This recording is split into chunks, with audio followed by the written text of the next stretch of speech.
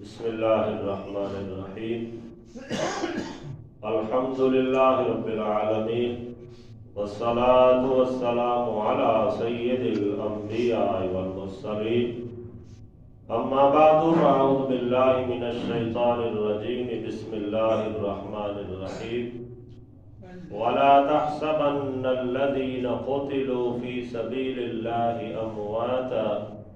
بل احیاء عند ربهم یرزقون صدق اللہ العظیم۔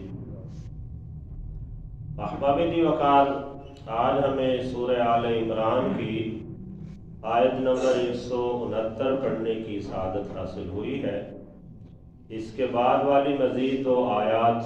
آج کے مفہوم کے ساتھ متصل ہیں، ہم ان پہ بھی گفتگو کریں گے۔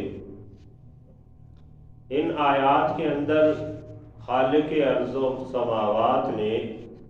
شہداء کی عظمت و شان کا اظہار فرمایا ہے کہ جو لوگ اللہ کے راستے میں قتل کیے جائیں وہ مردہ نہیں ہیں، بلکہ اللہ نے انہیں زندہ فرمایا، اور وہ اس طرح کی زندگی میں ہیں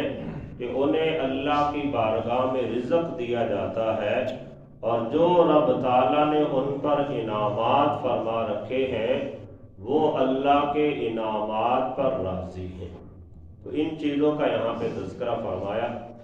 ارشاد فرمایا وَلَا تَحْسَبَنَّ الَّذِينَ قُتِلُوا فِي سَبِيلِ اللَّهِ أَمْوَاتًا، اور جو لوگ اللہ کی راہ میں قتل کر دیے جائیں ان کو مردہ نہ سمجھو، بل احیاء عند ربهم یرزقون، بلکہ وہ زندہ ہیں اور اپنے رب کی بارگاہ میں رزق دیے جاتے ہیں۔ ارشاد فرمایا بل احیاء عند ربهم، بلکہ وہ اپنے رب کے پاس زندہ ہیں، یرزقون، اور رزق دیا جا رہا ہے۔ فرحین بما آتاہم اللہ من فضلہ، اور اللہ نے اپنے فضل سے جو کچھ انہیں عطا فرمایا وہ اس پر خوش ہیں، راضی ہیں۔ وَيَسْتَبْشِرُونَ بِالَّذِينَ لَمْ يَلْحَقُوا بِهِمْ مِنْ خَلْفِهِمْ، اور ان کے بعد والے لوگ جو ابھی ان سے نہیں ملے ان کے متعلق وہ اس بات کا اظہار کرتے ہیں کہ انہیں بھی بشارت دے دی جائے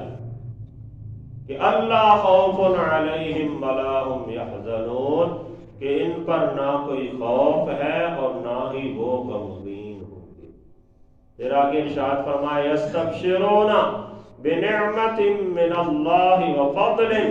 وہ اللہ کی طرف سے نعمت اور فضل پر خوشی منا رہے ہیں۔ وَأَنَّ اللَّهَ لَا يُضِيعُ أَجْرَ الْمُؤْمِنِينَ، اور اس پر کہ اللہ تعالیٰ مومنوں کے اجر کو ضائع نہیں فرماتا۔ تو احباب دی وقار، شہداء کرام کے بارے میں اللہ جل شانہ نے ارشاد فرمایا کہ جو بھی اللہ کے راستے میں قتل کر دیے جائیں انہیں مردہ نہ کہو۔ ارشاد فرمایا کہ وہ زندہ ہیں، انہیں رزق دیا جاتا ہے۔ ایک جگہ پہ اللہ جل شانہ نے یہ بھی ارشاد فرمایا شہداء کرام کے بارے میں کہ بل احیاء ولکن لا تشعرون، کہ وہ زندہ ہیں، تمہیں ان کی زندگی کے بارے میں شعور ہی نہیں ہے کہ اللہ نے انہیں کس انداز کی زندگی عطا فرمائی۔ تو احباب دی وقار، مفسرین کرام نے بیان فرمایا کہ حضرت سیدنا جابر بن عبداللہ رضی اللہ تعالیٰ عنہ سے مروی ایک روایت ہے، آپ بیان فرماتے ہیں کہ میری آقا کریم صلی اللہ تعالیٰ علیہ وسلم سے ایک دن ملاقات ہوئی جنگ احد کے بعد، تو بیان فرماتے ہیں کہ حضور نے مجھے ارشاد فرمایا، اے جابر تم غمگین نظر آ رہے ہو، پریشان نظر آ رہے ہو۔ تو حضرت جابر فرماتے ہیں میں نے عرض کیا یا رسول اللہ، یا حبیب اللہ، میں پریشان اس وجہ سے ہوں کہ میرے والد صاحب غزوہ احد کے اندر شہید ہو گئے، انہوں نے اپنے ذمے بہت سارا قرض بھی چھوڑا ہے اور ان کی کچھ بیٹیاں بھی ہیں۔ بخاری شریف کی روایات کے اندر آتا ہے کہ حضرت عبداللہ رضی اللہ تعالی عنہ ان کی 9 بیٹیاں تھیں، جن میں سے 3 شادی شدہ تھی اور 6 ابھی غیر شادی شدہ تھی۔ تو حضرت جابر رضی اللہ تعالی عنہ کو فکر تو ہونی تھی، غم تو ہونا تھا کہ والد صاحب انتقال کر گئے، 9 بہنیں ہیں اور باپ کا بہت سارا قرض ذمہ پر ہے، تو اس وجہ سے پریشان تھے۔ جب حضور کی بارگاہ میں اپنی پریشانی کی وجہ بیان فرمائی تو آقا کریم صلی اللہ تعالی علیہ وسلم نے انہیں دلاسا دیتے ہوئے ارشاد فرمایا کہ اللہ نے جو آپ کے والد کو عظمت و شان عطا فرمائی ہے وہ اللہ نے ابھی تک اور کسی کو عطا نہیں فرمائی، اور فرمایا کہ اللہ نے کسی بھی شخص کے ساتھ بلا حجاب کلام نہیں فرمایا، اللہ نے تیرے والد کو ایسا مقام عطا فرمایا ہے کہ اللہ جل شانہ نے بغیر حجاب کے ان کے ساتھ کلام فرمایا۔ تو یہ شہداء کرام کی عظمت و شان ہے کہ جو اللہ کے راستے میں قتل کر دیا جاتا ہے، رب تعالیٰ اسے ایسی عظمت و شان عطا فرماتا ہے، ایسا مقام اور مرتبہ عطا فرماتا ہے کہ دنیا والے ان کے مقام اور مرتبے کو سمجھ ہی نہیں سکتے۔ اور پھر شہداء کرام کی زندگی کو بیان کرتے ہوئے ایک روایت حضرت امام مالک رضی اللہ تعالی عنہ آپ سے مروی ہے، آپ بیان کرتے ہیں کہ حضور کے صحابہ میں سے حضرت سیدنا عمر بن الجموع اور حضرت عبداللہ بن عمر انصاری، یہ دونوں صحابی غزوہ احد کے موقع پر شہید ہو گئے، اور ان کی وفات کے کچھ عرصہ کے بعد، غزوہ احد کے کچھ عرصہ کے بعد، کم و بیش 46 سال کا عرصہ مفسرین کرام نے بیان فرمایا کہ 46 سال کے بعد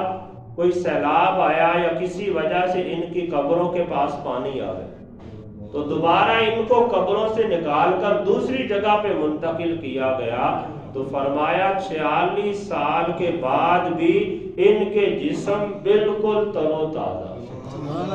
اور ان میں سے ایک کے بارے میں آتا ہے کہ ان میں سے ایک نے اپنے زخم پر ہاتھ رکھا ہوا تھا جب انہیں دفن کیا گیا تھا، تو اس کا ہاتھ ابھی تک اسی طرح اپنے زخم کے اوپر تھا، ان کے ہاتھ کو اٹھایا گیا، سائڈ پہ کیا گیا، ہاتھ خود بخود دوبارہ اپنے زخم والی جگہ پہ۔ تو یہ شہداء کرام کی عظمت و شان ہے، مقام و مرتبہ ہے۔ اللہ نے انہیں ایسی زندگی عطا فرمائی ہے کہ وہ دنیا سے تو پردہ کر گئے، دنیا سے تو ظاہراً چلے گئے، لیکن رب تعالیٰ نے انہیں ایسی عظیم زندگی عطا فرمائی کہ دنیا والے ان کی زندگی کو سمجھ ہی نہیں سکتے، شعور ہی نہیں ہے انسانوں کو کہ وہ کیسی زندگی کے اندر ہے۔ پھر احباب دی وقار، جو بندہ اللہ کے راستے میں قتل کیا جاتا ہے، شہید کیا جاتا ہے، ظاہراً تو اس کی تلوار، جسم پر تلواروں کے زخم لگ رہے ہوتے ہیں،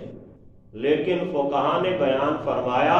کہ وہ اللہ کی محبت میں، اللہ کے دین کی سربلندی کے لیے جب لڑ رہے ہوتے ہیں تو انہیں تکلیف محسوس ہی نہیں ہوتی، گردنیں کٹ رہی ہیں، بدن زخمی ہو رہا ہے، تو فرمایا انہیں صرف اتنی سی تکلیف محسوس ہوتی ہے جتنی ایک چیونٹی کے کاٹنے سے کسی کو محسوس ہو۔ اس کے بارے میں سنن نسائی کے اندر، سنن ابن ماجہ کے اندر حضرت سیدنا ابو ہریرہ رضی اللہ تعالیٰ عنہ سے مروی ایک حدیث مبارکہ ہے آپ بیان فرماتے ہیں کہ رسول کریم صلی اللہ تعالی علیہ وسلم نے ارشاد فرمایا کہ شہید کو جب قتل کیا جاتا ہے تو اسے اتنی تکلیف ہوتی ہے جتنی تم کو چیونٹی کے کاٹنے کی وجہ سے ہوتی ہے، یعنی وہ اللہ کی راہ میں اپنی زندگی دے رہا ہوتا ہے تو رب تعالیٰ اسے تکلیفوں سے محفوظ فرماتا ہے، اور جیسے ہی وہ شہید ہوتا ہے اسے فوراً رب تعالیٰ جنت کے اندر داخلہ عطا فرما دیتا ہے، اور نہ صرف اسے خود جنت نصیب ہوتی ہے بلکہ آقا کریم صلی اللہ تعالی علیہ وسلم نے تو یہ بھی ارشاد فرمایا کہ وہ بندہ جو اللہ کے راستے میں شہید ہو گیا وہ اپنے خاندان کے 70 افراد کی سفارش کر کے انہیں بھی اپنے ساتھ جنت کے اندر لے جائے۔ اتنا مقام و مرتبہ رب تعالیٰ شہید کو عطا فرما دیتا ہے۔ وہ احباب دی وقار، ہمیں تنبیہ کی گئی کہ ہم میں سے ہر بندے کے دل میں شہادت کی تمنا ہونی چاہیے۔ حضور کے صحابہ کرام کی زندگی کو پڑھ کے دیکھیں، آقا کریم صلی اللہ علیہ وسلم کی سیرت کو پڑھ کے دیکھیں، حضور شہادت کی تمنا کیا کرتے تھے، اللہ کی بارگاہ میں یہ التجا کیا کرتے تھے کہ یا باری تعالیٰ میں یہ پسند کرتا ہوں کہ میں تیرے راستے میں قتل کر دیا جاؤں، پھر مجھے زندہ کیا جائے، پھر قتل کیا جاؤں، پھر زندہ کیا جائے، پھر قتل کیا جاؤں۔ اس انداز سے 3 سے 4 مرتبہ حضور نے ارشاد فرمایا کہ میں بار بار اللہ کے راستے میں قتل کیا جاؤں۔ تو اس اعتبار سے فقہا نے بیان فرمایا کہ بندے کے دل میں شہادت کی تمنا ضرور ہونی چاہیے۔ جامع ترمذی کے اندر حضرت سیدنا سہل بن حنیف رضی اللہ تعالی عنہ، آپ نے اپنے ابا جان سے اور انہوں نے اپنے دادا سے روایت کیا کہ رسول کریم صلی اللہ علیہ وسلم نے ارشاد فرمایا کہ جو بندہ صدق دل سے اللہ کی بارگاہ سے شہادت کی دعا کرتا ہے اور شہادت کی التجا کرتا ہے، تمنا کرتا ہے، تو فرمایا اللہ اسے شہادت کا درجہ عطا فرما دیتا ہے۔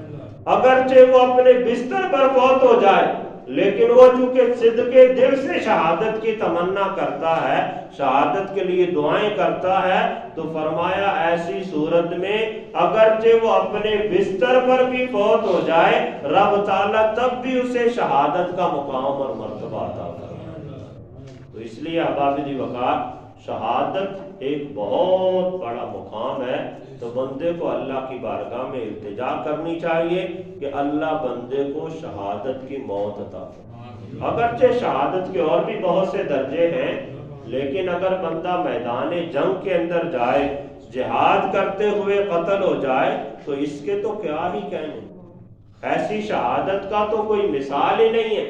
پھر احباب دی وقار، حضرت سیدنا سعید بن زید رضی اللہ تعالیٰ عنہ سے مروی ایک حدیث مبارکہ جامع ترمذی کے اندر موجود ہے کہ رسول کریم صلی اللہ تعالی علیہ وسلم نے مختلف شہادتیں بیان کرتے ہوئے ارشاد فرمایا کہ جو بندہ اپنے مال کی حفاظت کرتے کرتے قتل کر دیا جائے وہ بندہ بھی شہید کے درجے میں چلا جاتا ہے، اور فرمایا کہ جو بندہ اپنی جان کی حفاظت کرتے ہوئے، کوئی ظالم اس پہ حملہ کر رہا تھا اور وہ اپنی جان کی حفاظت کرتے کرتے قتل کر دیا جائے، رب تعالیٰ اسے بھی شہید کا درجہ عطا فرماتا ہے۔ اور فرمایا جو بندہ اپنے اہل و عیال کی، اپنے بیوی بچوں کی حفاظت کے اندر قتل کر دیا جائے، رب تعالیٰ اسے بھی شہادت کا درجہ عطا فرماتا ہے۔ اور جو بندہ دین کی حفاظت کرتے کرتے، دین کی سربلندی کے لیے کوشش کرتے کرتے اس دنیا سے چلا جائے، رب تعالیٰ اسے بھی شہادت کا درجہ عطا فرما دیتا ہے۔ تو احباب دی وقار، شہادت ایسا عظمت و شان والا مقام ہے کہ جسے رب تعالیٰ یہ دولت عطا فرما دیتا ہے، اسے پھر اللہ ظاہراً تو وہ دنیا سے پردہ کر جاتا ہے، لیکن رب تعالیٰ پھر اسے ابدی زندگی عطا فرما دیتا ہے، ایسی زندگی عطا فرما دیتا ہے کہ جو ہمیشہ ہمیشہ کے لیے رہنے والی ہے۔ اللہ تعالیٰ کی بارگاہ میں دعا ہے کہ رب تعالیٰ ہم سب کو بھی دین کی سربلندی کے لیے جہاد کے ذریعے موت عطا فرما۔